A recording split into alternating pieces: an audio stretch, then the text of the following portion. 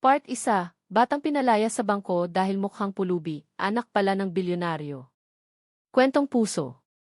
Huwag kalimutan mag-like, mag-subscribe, at mag-comment sa video. Sa gitna ng mainit na umaga sa lungsod ng Maynila, isang maliit na batang lalaki ang dahan-dahang naglalakad sa tabi ng kalsada. Ang kanyang pangalan ay Miguel. Siya ay 10 taong gulang pa lamang, ngunit ang kanyang mukha ay parang may pasa ng mabigat na problema ng isang matanda. Ang kanyang damit ay luma, kupas at may mga butas. Ang kanyang tsinelas ay halos mapigtal na. Ang kanyang buhok ay magulo at ang kanyang mga mata ay puno ng pagod at lungkot. Ngunit sa kanyang maliit na kamay, mahigpit niyang hawak ang isang lumang sobre. Sa loob ng sobre na iyon ay ang huling pag-asa niya. Huminto siya sa harap ng isang napakalaking gusali. Ito ay isang bangko. Golden Crown Bank. Ito ang pinakamalaki at pinakamarangyang bangko sa lungsod. Ang salamin nitong pinto ay kumikislap sa ilalim ng araw. Ang mga taong pumapasok ay nakasuot ng mamahaling damit, mga negosyante, empleyado, at mayayamang tao. Napatingin si Miguel sa sarili niyang refleksyon sa salamin. Isang batang mukhang pulubi. Lumunok siya ng mahina. Kinakabahan siya. Pero kailangan niyang gawin ito. Para sa kanyang ina. Dahan-dahan siyang lumapit sa pinto. Ngunit bago pa siya makapasok. Hoy! Napahinto siya. Isang gwardiya ang tumayo sa harap niya. Malaki ang katawan nito at seryoso ang mukha. Saan ka pupunta? Tanong ng gwardiya, nakakunot ang noo. Ako po, may kailangan po akong gawin sa loob di. Mahina niyang sagot. Tiningnan siya ng gwardiya mula ulo hanggang paa. At agad nagbago ang ekspresyon nito. Parang maihalong paghamak. Wala kang gagawin dito, malamig nitong sabi. Hindi ito lugar ng mga batang pulubi. Parang tinusok ang puso ni Miguel. Hindi po ako pulubi, mahina niyang sabi. Ngunit hindi siya pinakinggan ng gwardiya. Umalis ka na bago pa kita paalisin. Napayuko si Miguel. Ngunit hindi siya gumalaw. Kailangan niyang pumasok. Kailangan niyang makausap ang manager. Para sa kanyang ina. Please po, di. Pakiusap niya. Importante po ito, di. Ngunit lalo lang nainis ang gwardiya. Hindi mo ba naiintindihan? Umalis ka. Itinulak siya ng gwardiya. Bahagya siyang natumba. Ang sobre sa kanyang kamay ay muntik ng mahulog. Napatingin ang ilang tao. Ngunit walang tumulong. Walang lumapit. Walang nagmalasakit. Para sa kanila, isa lang siyang batang pulubi. Isang walang halaga. Nararamdaman ni Miguel ang init ng kanyang mga luha. Ngunit pinigilan niya ang sarili niyang umiyak. Hindi siya pwedeng umiyak. Hindi ngayon. Hindi habang may misyon siya. Habang nakatayo siya roon, biglang pumasok sa isip niya ang mukha ng kanyang ina. Nakahiga sa isang lumang kama. Maputla. Mahina. May sakit. Miguel T. Mahina nitong sabi noong gabi bago iyon. Opo, mama, sagot niya habang hawak ang kamay nito. May inabot ang kanyang ina sa kanya. Isang sobre. Mahalaga ito. Mahina nitong sabi. Ano po ito? Dalhin mo ito sa bangko. Golden Crown Bank T. Bakit po? Ngunit hindi agad nakasagot ang kanyang ina. Parang nahihirapan itong huminga. Hanapin mo ang manager. Ano po ang sasabihin ko? Tumulo ang luha ng kanyang ina. Sabihin mo anak ka ni Di. Ngunit hindi nito natapos ang pangungusap. Bigla itong inatake ng matinding sakit. Mama, sigaw ni Miguel. Ngunit nawalan ng malay ang kanyang ina. At iyon ang dahilan kung bakit narito siya ngayon. Sa harap ng bangko. Nag-iisa. Walang kasama. Walang tumutulong. Sa kasalukuyan, tumayo si Miguel ng maayos. Pinunasan niya ang kanyang mga luha. At muling lumapit sa pinto. Ngunit muli siyang hinarang ng gwardiya. Hindi ka ba nakakaintindi? Ngunit sa pagkakataong iyon, nagsalita si Miguel ng mas matapang. Kailangan ko pong makita ang manager. Natawa ang gwardiya. Ikaw? Makikipagkita sa manager? Tumawa rin ang ilang tao sa paligid. Napahiya si Miguel. Ngunit hindi siya umatras. Importante po ito, di. Ngunit nawala ng pasensya ang gwardiya. Hinawakan siya nito sa braso. At hinila palayo sa pinto. Umalis ka na. At sa pagkakataong iyon, tuluyan siyang itinulak palabas ng bangko. Natumba siya sa semento. Nasugatan ang kanyang tuhod. Masakit. Ngunit mas masakit ang nararamdaman ng kanyang puso. Nakaupo siya sa lupa. Mag-isa. Habang ang mga tao ay dumadaan lang sa kanya. Parang hindi siya nakikita. Parang hindi siya mahalaga. Sa loob ng bangko, may isang babae ang nakakita sa nangyari. Ang kanyang pangalan ay Angela. Isa siyang empleyado ng bangko. At hindi niya maiwasang maawa sa bata. Lumapit siya sa gwardiya. Ano ba ang ginawa mo? Tanong niya. Pulubi lang iyon, sagot ng gwardiya. Pinapaalis ko lang. Ngunit hindi kumbinsido si Angela. May kakaiba sa bata. Hindi niya maipaliwanag. Ngunit may naramdaman siyang kakaiba. Samantala, sa labas, dahan-dahang tumayo si Miguel. Masakit ang kanyang tuhod. Ngunit mas masakit ang kanyang puso. Tiningnan niya ang sobre sa kanyang kamay. Ito na ang huling pag-asa. Ngunit hindi siya pinapasok. Ano na ang gagawin niya? Paano na ang kanyang ina? Unti-unting tumulo ang kanyang mga luha. Ngunit pinunasan niya ito. Hindi siya pwedeng sumuko. Hindi ngayon. Hindi para sa kanyang ina. Habang nakatayo siya roon, biglang may lumapit sa kanya.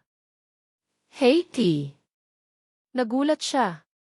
Pagtingin niya, nakita niya si Angela. Umiti ito ng mahina. Ayos ka lang ba? Hindi agad nakasagot si Miguel. Hindi siya sanay na may nag-aalala sa kanya. Ano ang kailangan mo sa bangko? Tanong ni Angela. Nag-alinlangan si Miguel. Ngunit naalala niya ang kanyang ina. Kaya dahan-dahan niyang ipinakita ang sobre. Para po ito sa manager. Tiningnan ni Angela ang sobre. Mukha itong luma. Ngunit may kakaiba rito. May nakasulat na pangalan. Isang pangalan na hindi niya inaasahan. Nanlaki ang kanyang mga mata. Hindi siya makapaniwala. Sapagkat ang pangalan na iyon ay Alejandro Reyes. Ang may-ari ng Golden Crown Bank. Isa sa pinakamayamang bilyonaryo sa bansa. Napatingin siya kay Miguel. Nalilito. Paano nagkaroon ng ganitong sobre ang isang batang mukhang pulubi? Saan mo nakuha ito? Tanong niya. Sa mama ko po, di. Lumang sobre ito. Opo, sabi niya, ibigay ko raw po ito sa manager. Tahimik si Angela. Hindi niya alam ang gagawin. Ngunit may nagsasabi sa kanyang puso na hindi ordinaryong bata si Miguel. May misteryo. May lihim. At pakiramdam niya. Ito pa lamang ang simula ng isang katotohanang magbabago sa lahat. Sa malayo, sa loob ng isang marangyang opisina sa pinakataas na palapag ng bangko. Isang lalaki ang nakaupo sa kanyang upuan. Nakatingin sa bintana. Malungkot. Tahimik. Ang kanyang pangalan ay Alejandro Reyes. Isang bilyonaryo. Isang makapangyarihang tao. Ngunit sa kabila ng kanyang kayamanan, may kulang sa kanyang puso. May nawala sa kanyang buhay. Isang bagay na hindi niya kailanman nahanap muli. Hindi niya alam na sa mismong sandaling iyon, ang batang matagal na niyang hinahanap ay nasa labas lamang ng kanyang bangko.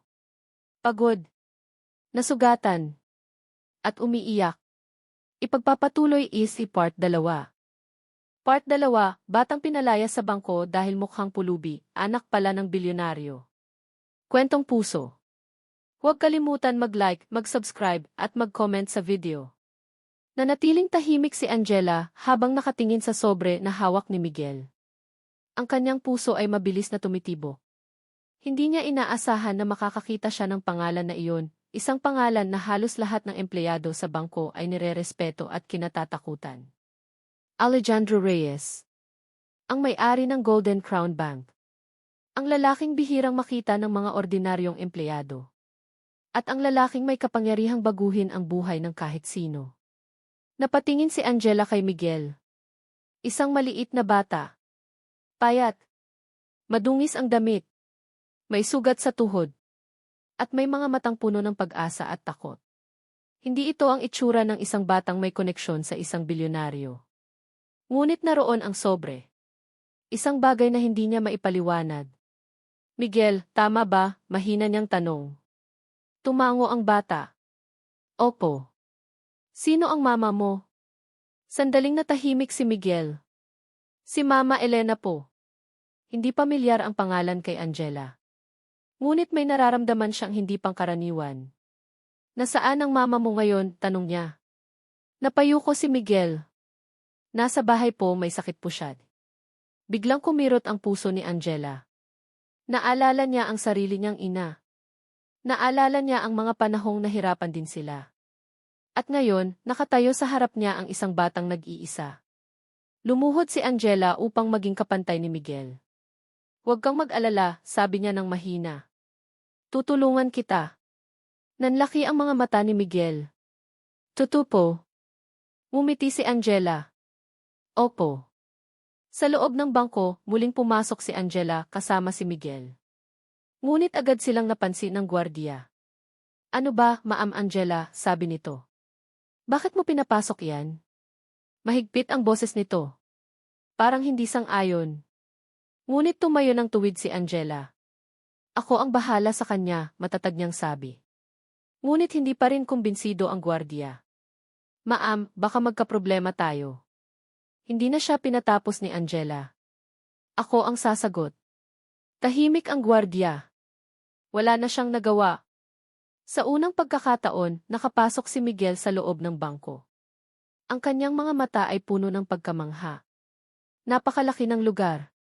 Napakalinis. Napakaganda. Ngunit kasabay nito, nararamdaman niya ang mga tingin ng mga tao sa paligid. May mga bulungan. May mga matang mapanghusga. Bakit may batang pulubi dito? Sino siya? Ano ang ginagawa niya rito? Naririnig ni Miguel ang lahat. At bawat salita ay parang kutsilyong tumatama sa kanyang puso.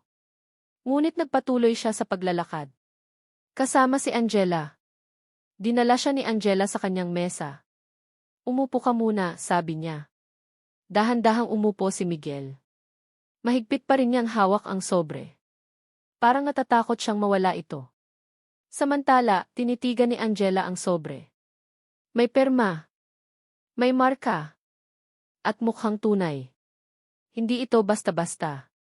Kinuha niya ang telepono. Tinawagan niya ang opisina ng manager. Sir, may bata po rito, may dalang sulat para kay M. Alejandro Reyes. Tahimik siya habang nakikinig. At unti-unting nagbago ang kanyang mukha. Po. Ngayon po. Napatingin siya kay Miguel. Sige po. Ibinaba niya ang telepono. At muling tumingin kay Miguel. Miguel, gusto kang makita ng senior manager. Kinabahan si Miguel. Ako po. Opo. Sa kabilang banda, sa pinakataas na palapag ng gusali. Nakaupo si Alejandro Reyes sa kanyang malaking upuan. Tahimik. Nag-iisip. Sa kanyang mesa ay mailumang litrato. Isang litrato ng isang babae. At isang maliit na bata. Matagal na niya itong tinititigan. Araw-araw. Hindi niya alam kung nasaan na ang bata. Hindi niya alam kung buhay pa ito. Ngunit hindi siya nawala ng pag-asa. Kahit kailan. Samantala, may kumatok sa kanyang pinto. Sir, may report po kami di. Hindi siya agad sumagot. Ngunit maya-maya. Pumasok ka. Pumasok ang kanyang assistant. Sir, may batang dumating sa bangko, may dalang sulat na may pangalan ni Nude. Biglang tumigil si Alejandro. Parang tumigil ang mundo. Ano? Hindi siya makapaniwala. Ipinapadala na po sa senior manager ang bata. Tumayo si Alejandro. Sa unang pagkakataon sa mahabang panahon, may kakaiba siyang naramdaman. Isang pakiramdam na matagal nang nawala. Pag-asa. Samantala, sa elevator. Kasama ni Angela si Miguel. Tahimik ang bata. Kinakabahan. Hindi niya alam kung ano ang mangyayari. Ngunit naalala niya ang kanyang ina. Miguel, maging matapang ka di. Huminga siya ng malalim. Kailangan niyang gawin ito. Para sa kanyang ina. Pagdating nila sa opisina ng senior manager, isang matandang lalaki ang nakaupo roon. Si Enrique Carlos. Tinitigan niya si Miguel. Mula ulo hanggang paa. May halong pagtataka ang kanyang mukha. Ikaw ba ang batang may sulat? Opo, mahina niyang sagot. Inabot mo ba ito? Tumango si Miguel. Dahan-dahan niyang iniabot ang sobre. Kinuha ito ni Enrique Carlos. At dahan-dahan niyang binuksan. Tahimik ang buong silid. Habang binabasa niya ang laman ng sulat. At habang binabasa niya, unti-unting nagbago ang kanyang mukha. Mula sa pagtataka, naging pagkagulat. Nanlaki ang kanyang mga mata. Napatingin siya kay Miguel. Hindi siya makapaniwala. Hindi ito possible. Ngunit naroon ang ebidensya. Sa mismong sulat, bigla siyang tumayo at kinuha ang telepono. Tinawagan niya ang pinakataas na opisina. Sir, kailangan ninyo pong makita ito ngayon na po. Sa kabilang linya, tahimik si Alejandro Reyes. Ngunit ang kanyang puso ay mabilis na tumitibok. Dalhin ninyo siya rito, sabi niya. Samantala, hindi alam ni Miguel kung ano ang nangyayari. Nakaupo lang siya. Tahimik. Kinakabahan. Natakot. Ngunit hindi niya alam na ang sandaling iyon ang magbabago sa kanyang buhay magpakailanman. Ipagpapatuloy East Part 3. Part 3, batang pinalaya sa bangko dahil mukhang pulubi, anak pala ng bilyonaryo. Kwentong puso. Huwag kalimutan mag-like, mag-subscribe, at mag-comment sa video. Tahimik ang elevator habang paakyat sina Miguel, Angela, at ang senior manager na si Enrique Carlos sa pinakataas na palapag ng Golden Crown Bank. Hindi mapakali si Miguel. Mahigpit niyang hawak ang kanyang mga kamay. Pakiramdam niya ay parang may malaking mangyayari. Ngunit hindi niya alam kung ito ba ay mabuti o masama. Napatingin siya kay Angela. Ngumiti ito ng mahina. Huwag kang matakot, sabi nito. Ngunit kahit ganoon, hindi pa rin mawala ang kaba sa kanyang dibdib. Samantala, si Enrique Carlos ay seryoso ang mukha. Hindi siya makapaniwala sa nabasa niya sa sulat. Sa loob ng maraming taon ng kanyang pagtatrabaho sa bangko, ngayon lang siya nakakita ng ganitong sitwasyon. Isang batang mukhang pulubi na may koneksyon sa pinakamayamang tao sa bangko. Hindi ito pangkaraniwan. Hindi ito basta-basta. Pagbukas ng elevator, bumungad sa kanila ang isang napakalinis at napakatahimik na hallway. Makintab ang sahig. May mga mamahaling dekorasyon sa gilid. At sa dulo ng hallway, naroon ang isang malaking pinto. Ang opisina ni Alejandro Reyes. Huminto si Enrique Carlos sa harap ng pinto. Huminga siya ng malalim. At kumatok. Sir, narito na po sila. Mula sa loob, narinig ang isang malalim na boses. Papasukin ninyo sila. Dahan-dahang binuksan ni Enrique Carlos ang pinto. Sa loob ng opisina, nakaupo ang isang matangkad at eleganting lalaki sa likod ng kanyang mesa. Nakasuot siya ng mamahaling suit. Ang kanyang buhok ay bahagyang maihalong puti. Ang kanyang mukha ay seryoso. Ngunit ang kanyang mga mata ay puno ng lalim. Ito si Alejandro Reyes. Ang bilyonaryo. Ang may-ari ng bangko. Napatingin siya kay Miguel. At sa sandaling iyon, parang tumigil ang mundo. May kakaibang pakiramdam na bumalot sa kanyang puso. Hindi niya maipaliwanag. Ngunit parang pamilyar ang batang ito. Samantala, si Miguel ay natigilan din. Hindi niya alam kung bakit. Ngunit nang makita niya ang lalaki, parang may kakaibang init sa kanyang dibdib. Parang matagal na niya itong kilala. Ngunit imposible iyon. Hindi pa niya ito nakikita kailanman. Lumapit ka, mahina ngunit matatag na sabi ni Alejandro. Nag-alinlangan si Miguel. Ngunit dahan-dahan siyang lumapit. Bawat hakbang ay mabigat. Bawat segundo ay parang isang oras. Hanggang sa makarating siya sa harap ng mesa. Tahimik silang nagtitigan. Si Alejandro ay hindi makapaniwala sa kanyang nakikita. Ang mga mata ng bata. Ang mukha. May pagkakahawig. Isang pagkakahawig na matagal na niyang hindi nakita. Ano ang pangalan mo? Tanong niya. Miguel po. Nanlaki ang mga mata ni Alejandro.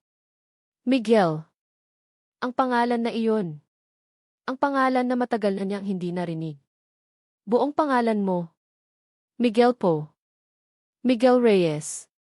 Parang tumigil ang puso ni Alejandro. Reyes. Ang kanyang apelyido. Hindi ito maaaring nagkataon lamang. Saan mo nakuha ang sulat? Tanong niya, bahagyang nanginginig ang boses. Sa mama ko po, sagot ni Miguel. Ano ang pangalan ng mama mo? Elena po. Elena Reyes. Biglang bumalik sa isip ni Alejandro ang nakaraan. Si Elena. Ang babaeng minahal niya noon. Ang babaeng nawala sa kanyang buhay. Ang babaeng hindi na niya nakita muli. At ang babaeng buntis noong huli silang nagkita. Hindi siya makapagsalita. Hindi siya makahinga ng maayos. Posible ba ito? Posible bang? Miguel T. Mahina niyang sabi. Ilang taon ka na? 10 po. 10 taon. Eksaktong 10 taon na ang nakalipas mula nang mawala si Elena. Hindi na niya napigilan ang kanyang emosyon. Ngunit pinilit niyang manatiling kalmado. Nasaan ang mama mo ngayon? Nasa bahay po, may sakit po siya. Tumulo ang isang luha sa mata ni Miguel. Kaya po ako pumunta rito, sabi niya, ibigay ko raw po ito sa inyo. Iniabot niya ang sulat.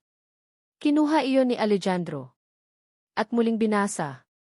Ngunit sa pagkakataong iyon, mas mabagal. Mas maingat. Ang bawat salita ay parang kutsilyong tumatama sa kanyang puso. Alejandro. Kung nababasa mo ito, ibig sabihin ay natagpuan ka na ng ating anak. Anak mo siya. Hindi ko sinabi sa iyo noon dahil natakot ako. Natakot akong mawala siya sa akin. Ngunit ngayon may sakit ako. At natatakot akong iwan siyang mag-isa sa mundo. Mahal na mahal ka niya kahit hindi ka pa niya kilala. Patawarin mo ako. Elena. Hindi na napigilan ni Alejandro ang kanyang sarili. Tumulo ang kanyang mga luha. Sa unang pagkakataon sa napakaraming taon. Umiyak siya. Tahimik. Masakit. Emotional. Napatingin siya kay Miguel. Ang kanyang anak. Ang batang matagal na niyang hinahanap. At narito na ito ngayon. Sa harap niya. Mag-isa. Nasugatan. At nasaktan ng mundo. Lumapit siya kay Miguel. Dahan-dahan. Parang natatakot siyang mawala ito. Lumuhod siya sa harap ng bata. At tinitigan siya. Miguel T. Tahimik si Miguel. Nalilito. Hindi mo ba alam kung sino ako? Umiling si Miguel. Hindi po T. Napangiti si Alejandro. Isang ngiti na maihalong lungkot at saya. Ako ang papa mo. Nanlaki ang mga mata ni Miguel. Hindi siya makapaniwala. Ano po? Ako ang papa mo. Tahimik ang buong silid. Si Angela ay napahawak sa kanyang bibig.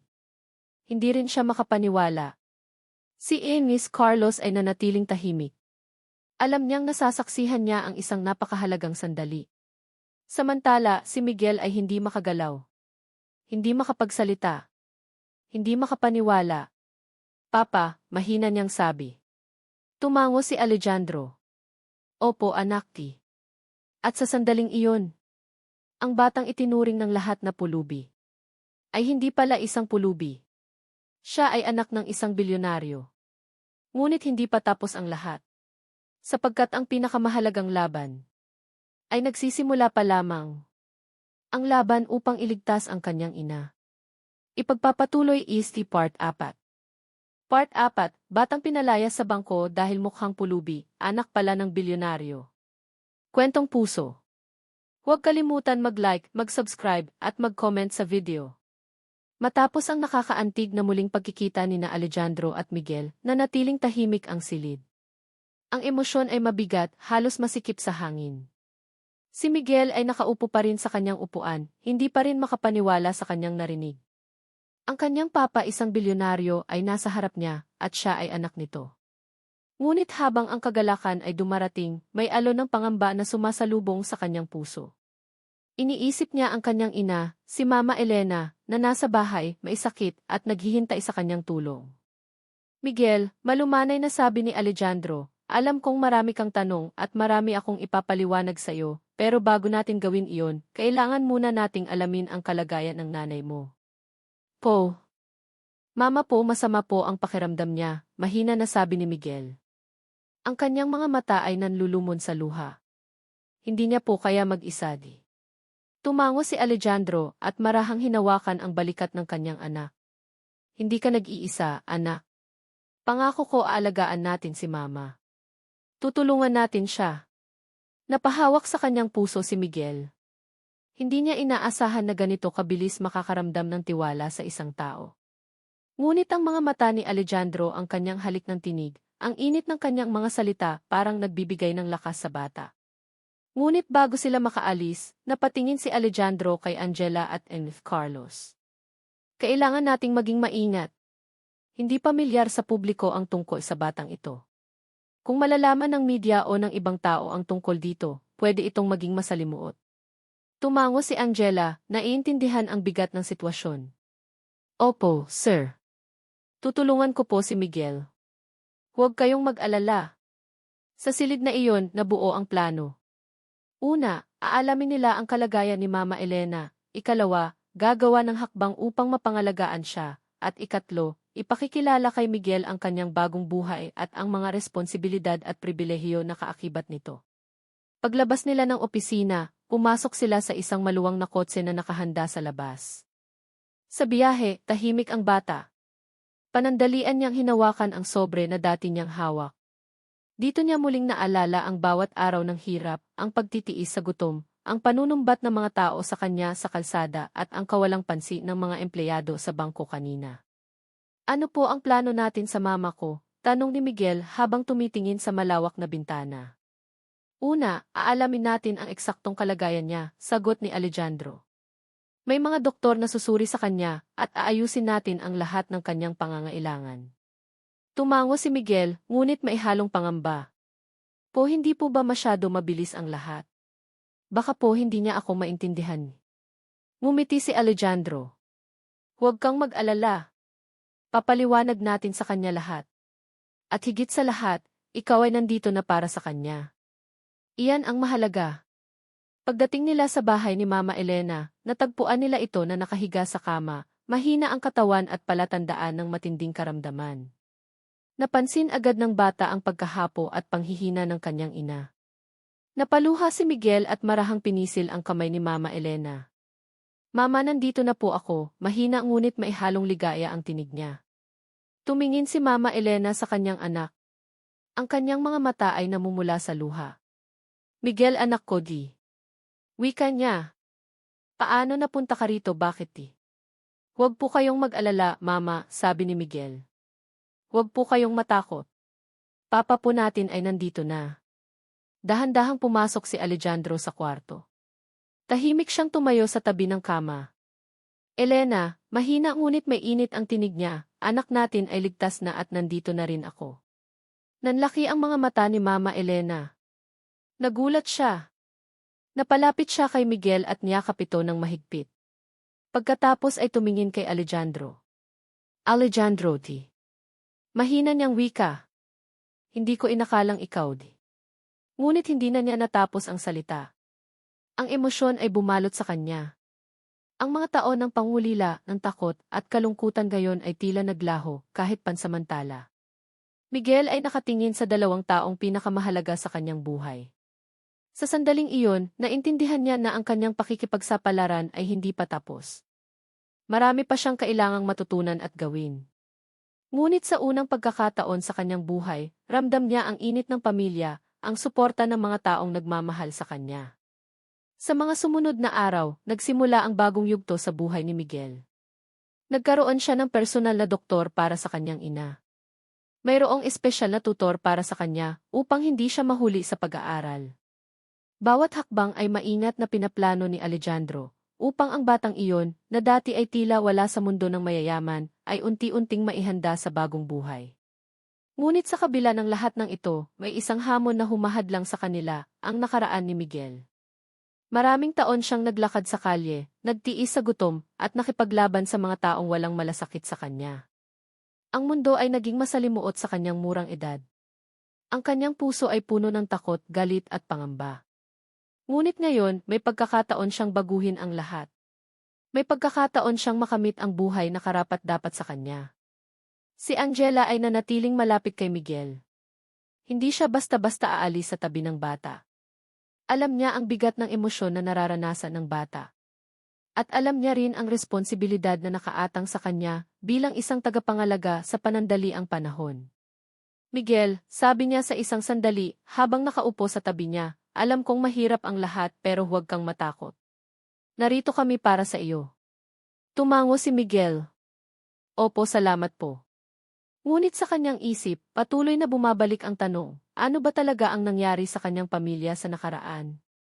Paano nagtatagpo ang kanyang nakaraan at ang buhay ng kanyang ama ngayon?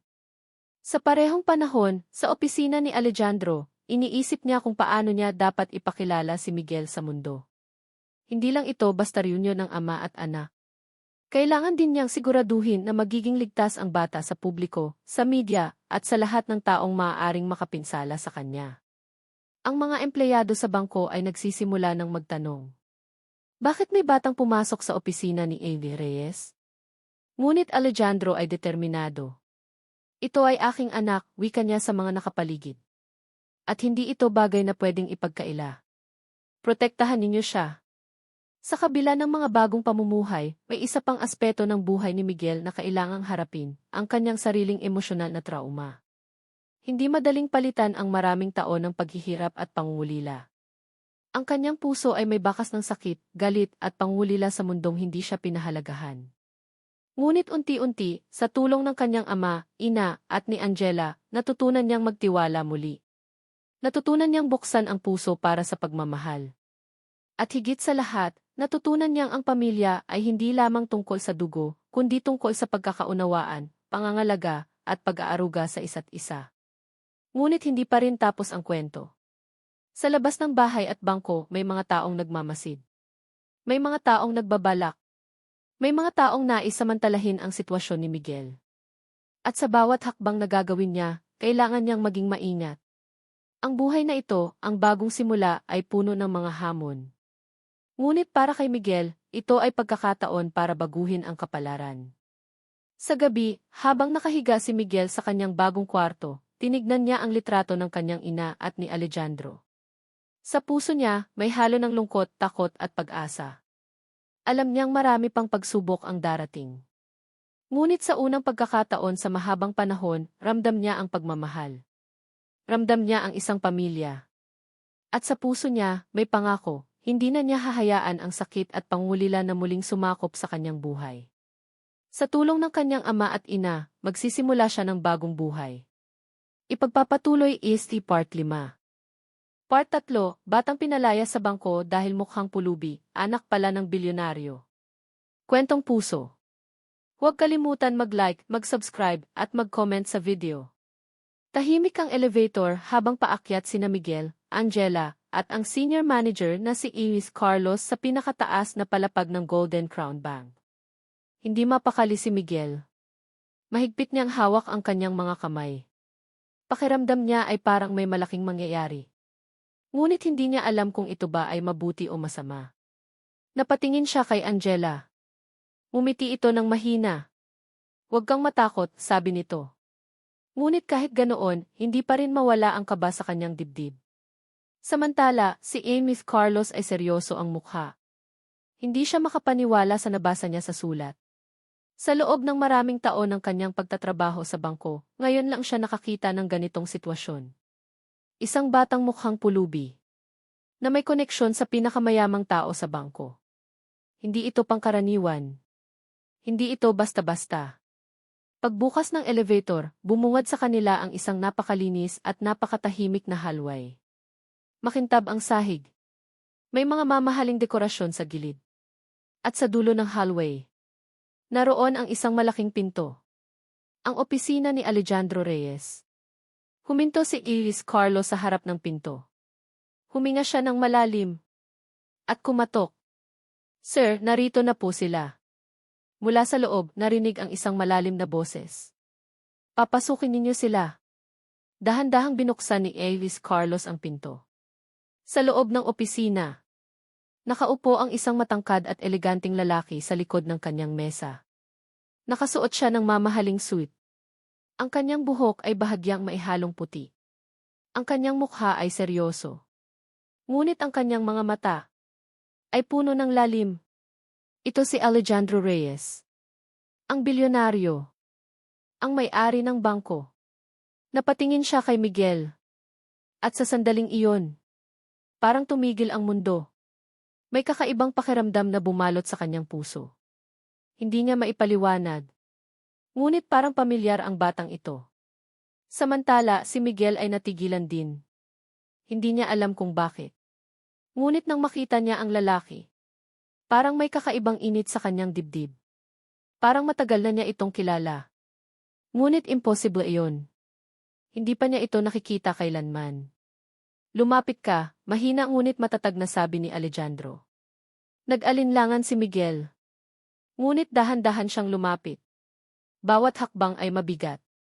Bawat segundo ay parang isang oras. Hanggang sa makarating siya sa harap ng mesa. Tahimik silang nagtitigan. Si Alejandro ay hindi makapaniwala sa kanyang nakikita. Ang mga mata ng bata. Ang mukha. May pagkakahawig. Isang pagkakahawig na matagal na niyang hindi nakita. Ano ang pangalan mo? Tanong niya. Miguel po. Nanlaki ang mga mata ni Alejandro. Miguel. Ang pangalan na iyon. Ang pangalan na matagal na niyang hindi narinig. Buong pangalan mo. Miguel po. Miguel Reyes. Parang tumigil ang puso ni Alejandro. Reyes. Ang kanyang apelyido. Hindi ito maaaring nagkataon lamang. Saan mo nakuha ang sulat? Tanong niya, bahagyang nanginginig ang boses. Sa mama ko po, sagot ni Miguel. Ano ang pangalan ng mama mo? Elena po. Elena Reyes. Biglang bumalik sa isip ni Alejandro ang nakaraan. Si Elena. Ang babaeng minahal niya noon. Ang babaeng nawala sa kanyang buhay. Ang babaeng hindi na niya nakita muli. At ang babaeng buntis noong huli silang nagkita. Hindi siya makapagsalita. Hindi siya makahinga ng maayos. Posible ba ito? Posible bang? Miguel T. Mahina niyang sabi. Ilang taon ka na? 10 po. 10 taon. Eksaktong 10 taon na ang nakalipas mula nang mawala si Elena. Hindi na niya napigilan ang kanyang emosyon. Ngunit pinilit niyang manatiling kalmado. Nasaan ang mama mo ngayon? Nasa bahay po, may sakit po siya. Tumulo ang isang luha sa mata ni Miguel. Kaya po ako pumunta rito, sabi niya, ibigay ko raw po ito sa inyo. Iniabot niya ang sulat. Kinuha iyon ni Alejandro. At muling binasa. Ngunit sa pagkakataong iyon, mas mabagal. Mas maingat. Ang bawat salita ay parang kutsilyong tumatama sa kanyang puso. Alejandro. Kung nababasa mo ito, ibig sabihin ay natagpuan ka na ng ating anak. Anak mo siya. Hindi ko sinabi sa iyo noon dahil natakot ako. Natakot akong mawala siya sa akin. Ngunit ngayon may sakit ako. At natatakot akong iwan siyang mag-isa sa mundo. Mahal na mahal ka niya kahit hindi ka pa niya kilala. Patawarin mo ako. Elena. Hindi na napigilan ni Alejandro ang kanyang sarili. Tumulo ang kanyang mga luha. Sa unang pagkakataon sa napakaraming taon. Umiyak siya. Tahimik. Masakit. Emotional. Napatingin siya kay Miguel. Ang kanyang anak. Ang batang matagal na niyang hinahanap. At narito na ito ngayon. Sa harap niya. Mag-isa. Nasugatan. At nasaktan ng mundo. Lumapit siya kay Miguel. Dahan-dahan. Parang natatakot siyang mawala ito. Lumuhod siya sa harap ng bata. At tinitigan siya. Miguel T. Tahimik si Miguel. Nalilito. Hindi mo ba alam kung sino ako? Umiling si Miguel. Hindi po, T. Napangiti si Alejandro. Isang ngiti na maihalong lungkot at saya. Ako ang papa mo. Nanlaki ang mga mata ni Miguel. Hindi siya makapaniwala. Ano po? Ako ang papa mo. Tahimik ang buong silid. Si Angela ay napahawak sa kanyang bibig. Hindi rin siya makapaniwala. Si Miss Carlos ay nanatiling tahimik. Alam niyang nasasaksihan niya ang isang napakahalagang sandali. Samantala, si Miguel ay hindi makagalaw. Hindi makapagsalita. Hindi makapaniwala. Papa, mahina niyang sabi. Tumango si Alejandro. Opo, anak. At sa sandaling iyon, ang batang itinuring ng lahat na pulubi ay hindi pala isang pulubi. Siya ay anak ng isang bilyonaryo.